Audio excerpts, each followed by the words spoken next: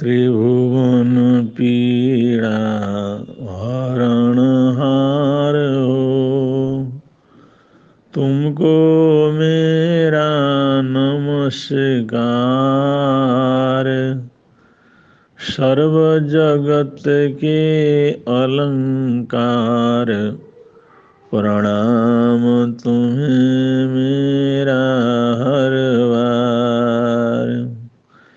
तीन जगत के नाथ आपके, चरणों में जाऊं बलिहार।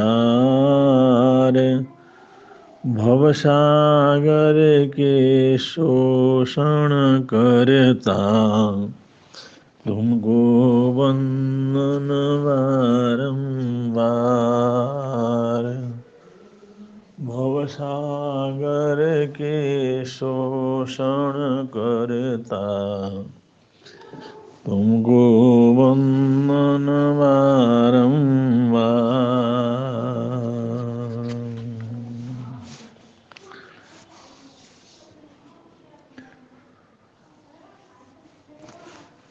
हम लोग विशेष रूप से हिंदुस्तानी, हम लोग समझते कम है, समझाते ज्यादा है।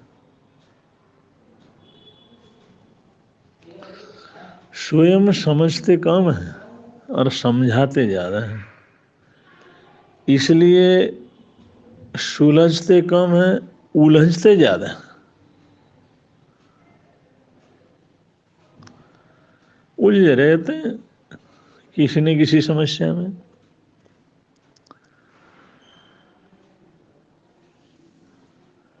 और हालात कैसे हैं? गर्मी का मौसम,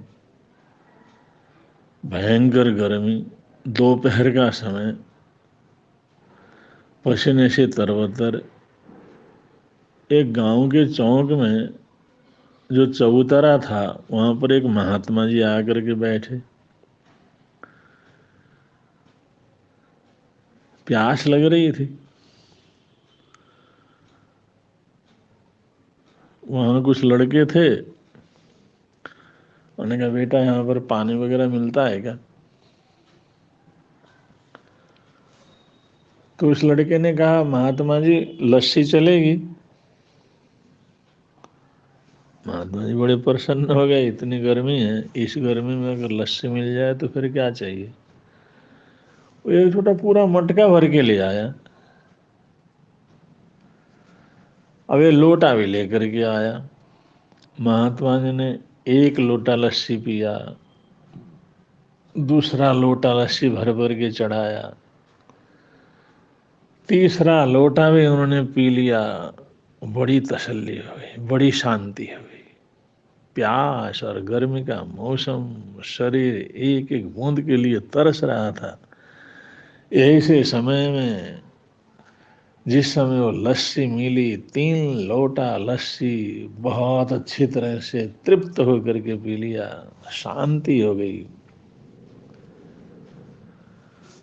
तो उन्होंने पूछा तुम्हारे घर में कोई लस्सी नहीं पीता है क्या? पूरा मटका भर के लाया तो इतना लस्सी पिला दिया, घर में कोई पीता नहीं?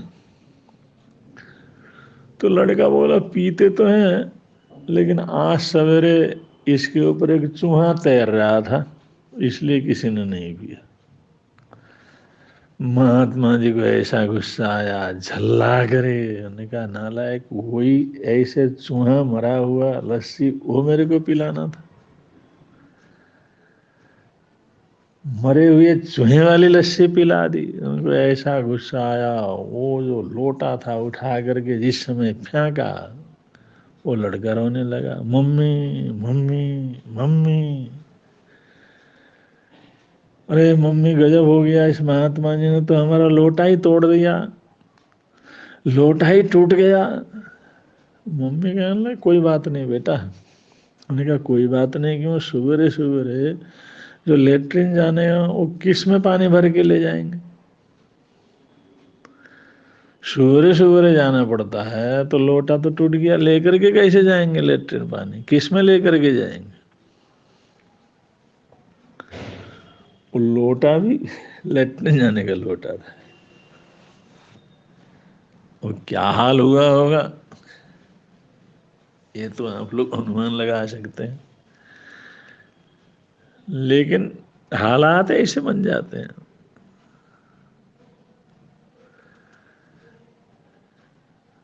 एक हरियाणवी रेड लाइट को क्रॉस करके जा रहा था रफ्तार से,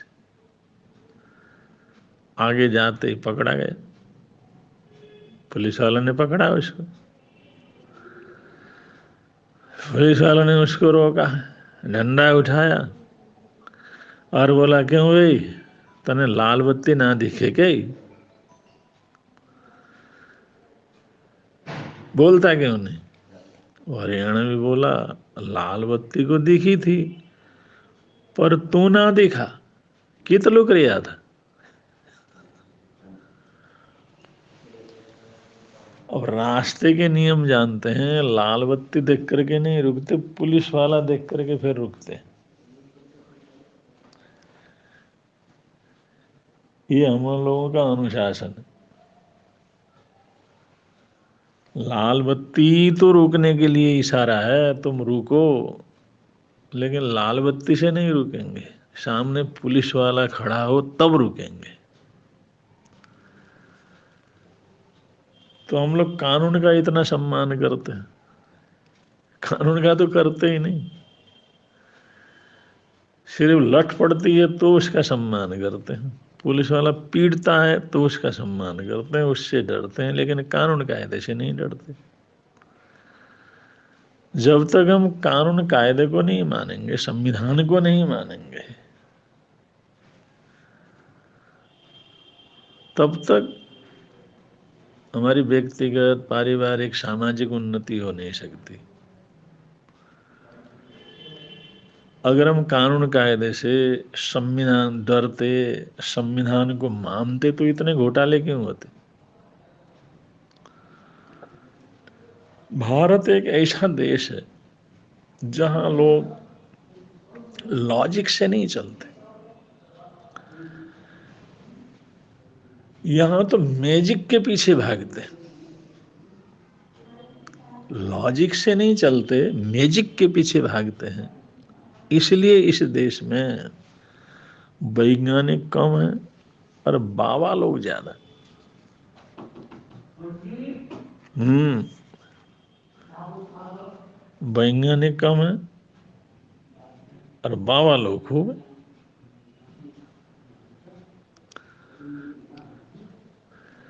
तो ये हमारे देश की स्थिति है, जहाँ लॉजिक होता है, जहाँ पर सोच होता है, विज्ञान होता है, अनुसंधान होता है, वहाँ पर आविष्कार होते हैं, नए से नए आविष्कार होते हैं। अब जहाँ पर ये चीज नहीं होता है तो वहाँ पर बावे लोग ही होते हैं, चमत्कारी दिखाते रहते हैं, टोने टोटके होते हैं, मान्यताएं होती हैं, कुछ न कुछ अंधविश्वासें होती हैं। इसलिए देश पीछे पीछे रहता है, पिछड़ा हुआ रहता है। तो इन पिछड़ेपन से हम लोगों को बचना है। जितना पिछड़ेपने से बचेंगे उतना जीवन के अंदर सुख शांति आनंद मंगल की वृद्धि होगी।